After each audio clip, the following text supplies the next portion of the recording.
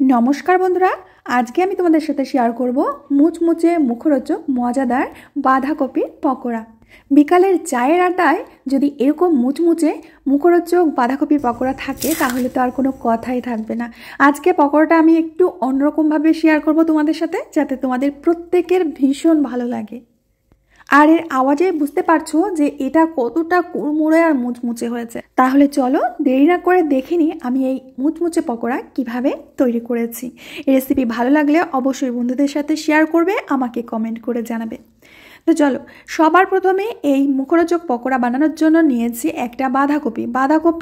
4 ভাগের 3 ভাগ নিয়েছি। তো একটা ভাগ দিয়ে আমি এর আগে একটা রেসিপি করেছিলাম, তো সেই রেসিপিতে এটা লেগে গেছে, আর বাকি যেটুকু আছে সেইটুকু দিয়ে আমি পকোড়া তৈরি করব। তো এখন যতটা সম্ভব বাঁধাকপিটাকে ঝিরিঝিরি করে কুচিয়ে নিতে হবে। একটু ঝিরিঝিরি করে কুচানোর চেষ্টা করবে, বড় বড় করে কুচাবে না। ঠিক তোমরা বুঝতেই পারছো যে আমি একদম পাতলা পাতলা করে কুচানোর চেষ্টা করছি।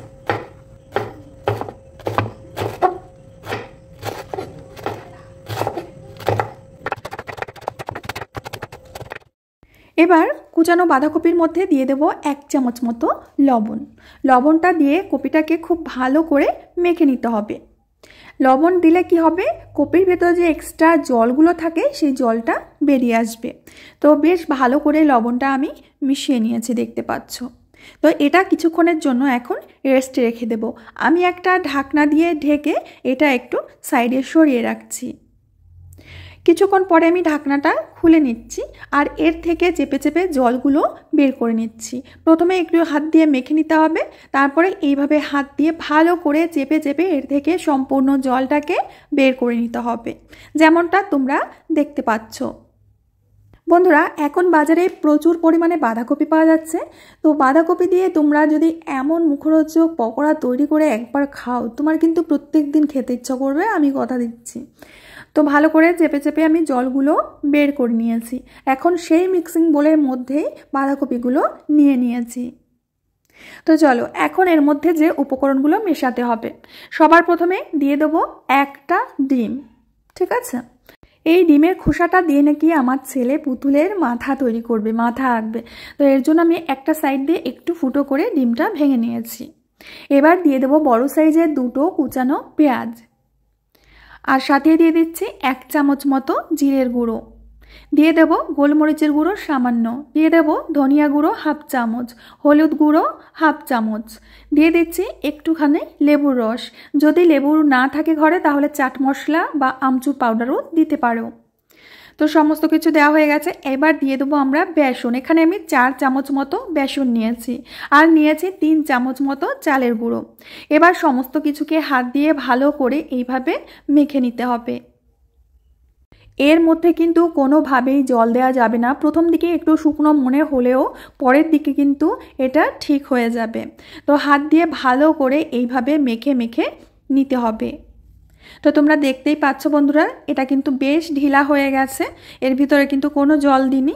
এখন দিতে হবে আগে থেকে কুচিয়ে রাখা লঙ্কা, কাঁচা লঙ্কা, আর দেব ধনেপাতা কুচি, সবশেষে দিয়ে দেব পরিমাণ মতো লবণ।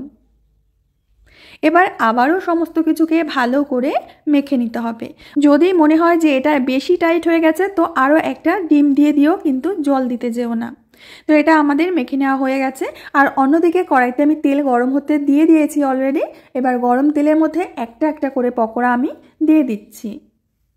আর এই সময় গ্যাসের আঁচটাকে মিডিয়াম করে রাখবে, হাইতে রাখবে না, তাহলে কিন্তু খুব শীঘ্রই পকোড়াগুলোর রং ধরে যাবে, ভেতর থেকে কাঁচা থেকে যাবে। কেমন? তো মিডিয়াম আঁচে রেখে এই পকোড়াগুলো দিয়ে এবার একটা পাশ যখন দেখবে যে হয়ে আসছে, 2 থেকে 3 মিনিটের মধ্যে একটা পাশ হয়ে যায়, তারপরে এইভাবে কাঠি দিয়ে আমি উল্টে দিচ্ছি। এই পকোড়া তোমরা যেমনভাবে খেতে চাও তেমনভাবেই খেতে পারো। যদি খুব মুচমুচে খেতে চাও চা বা কফির সাথে, তাহলে মিডিয়াম আঁচে 7 থেকে 8 মিনিট মতো ভেজে নেবে। আর যদি একটু নরম খেতে চাও মুড়ির সাথে, তাহলে তোমরা এটা 4 থেকে 5 মিনিটের মধ্যেই রেডি করতে পারবে। তো আমি একদম মুচমুচে করে ভেজে নিয়েছিলাম, কারণ এটা আমরা চায়ের সাথে বা সসের সাথে পরিবেশন করেছিলাম। তো একটা ব্যাচ আমার ভেজে নেওয়া হয়ে গেছে, এখন তেল থেকে তুলে নিচ্ছি। আর দেখতেই পাচ্ছ দারুণ কালার এসেছে, দেখেই কিন্তু জিভে জল চলে আসছে। এটা তোমরা টমেটো কেচাপ বা কফি বা চায়ের সাথে পরিবেশন করতে পারো। শীত পড়ে গেছে আর এখন মাঝে মাঝে ইচ্ছা হবে যে একটু পকোড়া বানিয়ে খাওয়া যাক। তো খুব সহজে তোমরা এইভাবে বাঁধাকপির পকোড়া তৈরি করতে পারবে।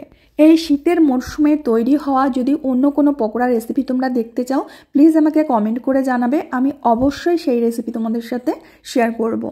তো ওপর থেকে কিছু ধনেপাতা দিয়ে আমি সাজিয়ে দিয়েছি।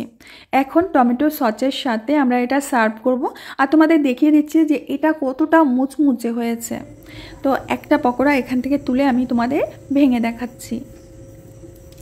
আওয়াজেই বুঝতে পারবে যে এটা কতটা পরিমাণে মুচমুচে হয়েছে।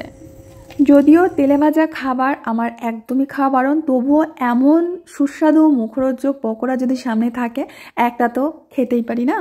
তো বন্ধুরা, আশা করছি আজকের রেসিপিটাও তোমাদের অনেক ভালো লেগেছে। ভালো লাগলে ছোট্ট করে একটা কমেন্টে জানাবে।